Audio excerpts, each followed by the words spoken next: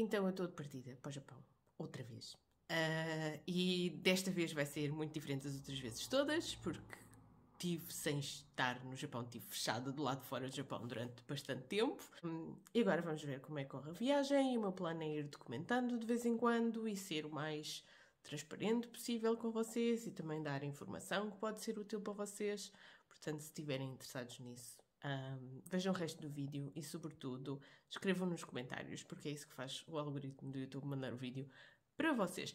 Nesse também é a primeira vez que estou a gravar aqui neste dispositivo que é novo, porque o outro pifou, morreu. Foi o meu fiel companheiro durante quase 7 anos, mas depois pifou. Enfim, foi o final da vida dele. Ano novo, vida nova, viagem nova. Bora lá. Um vlog muito cansada. Então, eu não estou no Japão. Eu devia estar no Japão, mas eu não estou no Japão. Devo dizer aqui que no meio de todas as coisas correm mal, algumas coisas correm muito bem. Eu estou num hotel, não tenho nada a dizer, este hotel é bom, tem mais uma cama, mas vou ser só eu aqui. Estão pelo menos 25 graus a olho, ainda não vi exatamente qual é a temperatura, duvido que esteja menos do que isso. Eu estou no Dubai.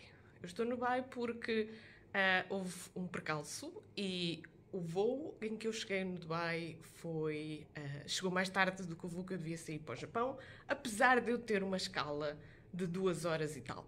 Então não foi o suficiente, 2 horas e tal. Estão a ver que este quarto é enorme. Eu estou aqui a fazer eco no quarto, apesar de eu ter uma escala de 2 horas e tal.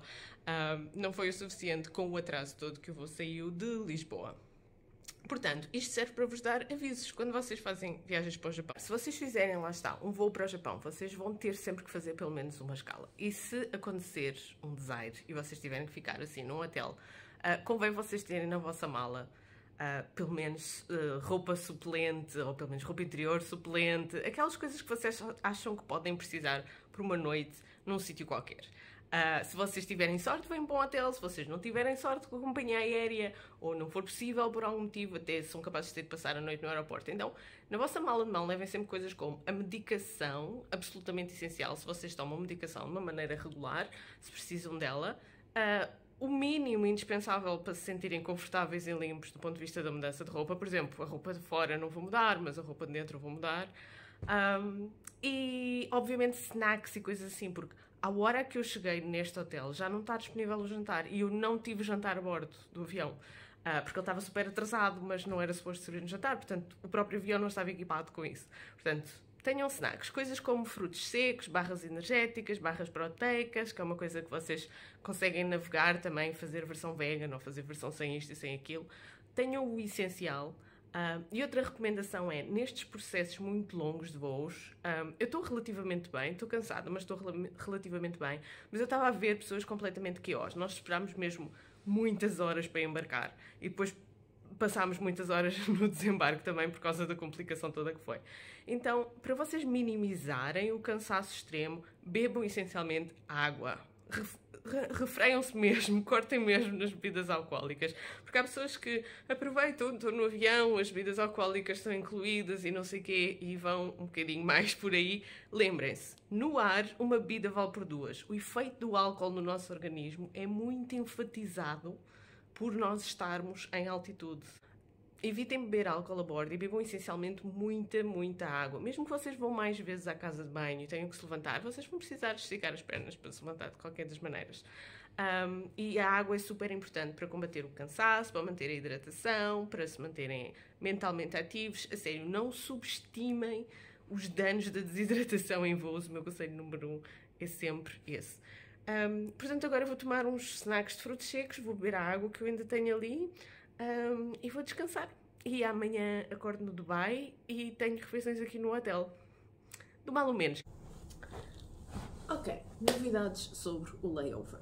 Se vocês tiverem um layover, por exemplo, como este, em que vocês não quiseram, simplesmente falhou a connection e mandaram para um avião, uma coisa deste género.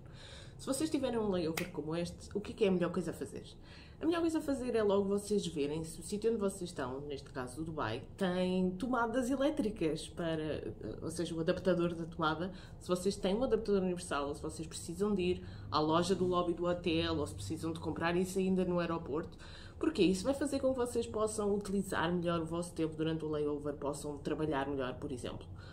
Pode ser preciso para o vosso computador, pode ser preciso para o vosso smartphone, depende de como é que vocês trabalham melhor. Eu achei muito útil, este meu layover foram muitas horas, foram mais ou menos 20 horas, e eu precisava de adiantar serviço, mesmo tendo que dar a volta à circunstância. Então, adaptadores de tomada, ou vocês viajam com eles na mala de mão, o adaptador universal, porque o adaptador só para o sítio que é o vosso destino final, neste caso, não vai ser útil, porque as fichas são diferentes, ou então vocês adquirem-no logo nas lojas. Eu acho que é boa ideia vocês utilizarem o vosso tempo do layover essencialmente para vocês recuperarem energias. Dormirem bem, comerem bem, trabalharem se puderem, mas não se massacrem com isso. Dito isto, há algumas coisas que vocês têm que realmente garantir que estão a fazer. Em particular quando vocês estão a viajar para o Japão. Então, no Japão, sempre que vocês têm uma reserva de alguma coisa, pode ser, por exemplo, uma reserva num restaurante, pode ser uma reserva num hotel ou outro tipo de alojamento, pode ser uma reserva de transportes ou de irem fazer o levantamento de um passo de transportes ou uma reserva de fazerem o levantamento de um equipamento para terem Wi-Fi, para terem o router portátil com vocês, que é o tipo de coisa que normalmente os viajantes no Japão fazem. Se vocês simplesmente não aparecerem para fazer esse levantamento ou para usufruir desse levantamento ou desse serviço, se for um no-show, a vossa reserva é cancelada e vocês perderam o dinheiro. Esta é a política no Japão para tudo. Isto é particularmente mau quando as pessoas marcam um alojamento e depois afinal marcam outro e esqueceram-se de certificar que cancelaram o primeiro dentro das políticas de cancelamento gratuito ou das políticas de cancelamento com reembolso parcial e depois acabam por perder aquele dinheiro. Não é reembolsável. Se vocês tiverem um atraso muito substancial, que não seja simplesmente um no-show, é um no-show porque as coisas entretanto fecharam e vocês têm que ver as office hours, até que horas é que as coisas estão abertas. Se o vosso avião atrasou muito ou se o vosso layover aconteceu e vocês chegaram mais tarde do que o previsto, mesmo que vocês tenham efetivamente lá chegado ainda nesse dia, pode ser fora das horas de serviço em que eles podem providenciar esse serviço e, portanto, para eles, da perspectiva deles, foi um no-show. E, portanto, as coisas são canceladas. Vocês não têm direito nem ao próprio serviço, nem ao cancelamento do serviço. Isto é muito típico, por exemplo, nos routers portáteis para o acesso ao Wi-Fi. Se vocês não aparecem para levantar aquele no dia, eles simplesmente devolvem-no no dia a seguir. Às vezes ficam com ele, dependendo dos operadores, durante 24 horas, mas nem sequer isso é garantido. As políticas são muito claras. Se vocês não aparecerem, considera-se não reembolsável e é automaticamente cancelado. Nos alojamentos, por maioria de razão, isso também acontece. Então, sempre que vocês estão a marcar esta viagem, é o que eu faço. Eu vou sempre primeiro do que os meus viajantes dos meus grupos. Vou sempre primeiro por vários motivos. Para eu me refazer do jet lag, para eu ter as reuniões com as pessoas lá que vão ser os meus colaboradores, para eu ver como é que as coisas estão a funcionar, para poder ajudar melhor as pessoas. Mas uma das razões é, eu vou mais cedo e vou para um alojamento, ou uma casa, ou uma guest house, ou um Airbnb, ou etc. São sempre alojamentos diferentes, mas vou durante mais do que uma noite seguida. Porque se eu reservar mais do que uma noite seguida, mesmo que a primeira noite falhe, como é o caso desta, a primeira noite falhou porque eu estou aqui no layover e não no Japão, mesmo que a primeira noite falhe, eu posso contactar o alojamento e dizer: eu não prescindi desta reserva, eu estou neste layover, eu estou aqui entalada neste sítio, mas eu vou a este sítio, aguardem a minha reserva para as restantes noites. Então, para isso é que é importante vocês terem acesso aos vossos aparelhos, poderem trabalhar, poderem ter conectividade, porque vocês precisam de contactar os alojamentos, os providenciadores destes serviços, vocês precisam de os avisar do que é que aconteceu com vocês. N vezes, em particular dos turistas portugueses, eu ouço o comentário: o que acontecer acontece, isto não foi culpa minha, isto foi uma decisão da companhia aérea, ou isto foi porque a companhia aérea se atrasou, isto não é culpa minha, portanto eu não tenho que lidar com as consequências de uma coisa que não é culpa minha.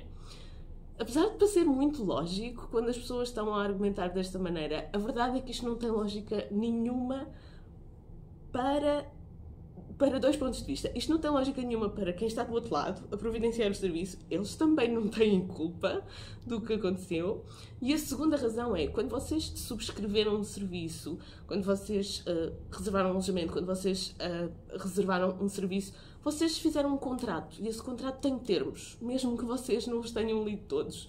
E nos termos desse contrato, vocês não têm todos os benefícios em todas as circunstâncias. Há circunstâncias em que vocês perdem os benefícios, mesmo que não tenham culpa. Então é por isso que me cabe a mim, como consultora, avisar as pessoas que isto acontece realmente. Mesmo que vocês tenham uma situação destas, que eu tive que contactar o alojamento, eu tive que contactar, neste caso, a Pocket Wi-Fi que eu estou a alugar, para eles me guardarem lá as coisas, para eles não cancelarem a minha reserva, disse o meu número da reserva do avião, com a informação para eles poderem ir à companhia aérea ver que realmente aquele voo foi mudado, etc. e tal. Portanto, darem toda a informação a estes providenciadores de serviço, a estas reservas de alojamento, o que for, para que eles possam verificar que o que vocês estão a dizer é verdade e vocês não percam estes serviços. Se vocês estão a fazer tudo sozinhos, se vocês não têm um consultor como eu a tomar conta da situação, vocês têm que estar em cima da situação. Têm que conseguir contactá-los durante o vosso layover. Então, vocês têm que ter acesso à internet garantido, vocês têm que ter acesso aos vossos dispositivos, computadores, smartphone, o que seja, e vocês têm que ter capacidade de os carregar, porque vocês vão estar muito tempo nestes sítios intermédios e vocês têm que os carregar para fazerem esses contactos e esperarem pela resposta do outro lado e confirmarem que eles receberam, etc. Portanto, a coisa anda para trás e para a frente várias vezes. Então vocês têm que ter acesso aos adaptadores. Isto tudo para vos explicar as coisas que são essenciais de fazer, mesmo nos layovers. Eu sei que é chato, nós estamos cansados, estamos baralhados de sonos, às vezes estamos baralhados de mais coisas para além dos sonos, mas realmente o Japão é um destino em que nós não podemos simplesmente esperar que eu estou em viagem, as coisas vão se resolver quando lá chegar. Não é assim que o Japão funciona. Eles estão à espera de updates e realmente as políticas dos contratos são muito específicas e algumas coisas parece que são em desfavor do cliente, mas na verdade se vocês lerem as letrinhas pequeninas vocês concordaram todos com aquilo. Eu espero que esta dica vos salve de algumas situações. Se vocês quiserem saber como resolver assim mais situações porco-espinho, falem comigo, porque modéstia à parte acaba por ser a minha especialidade, porque normalmente as pessoas só me perguntam coisas quando há problemas e depois eu vou saber como é que as resolvo. Ou então tenho que as resolver comigo própria e depois partilho com vocês. Um grande abraço, beijinho, boas viagens para toda a gente e até ao próximo vídeo.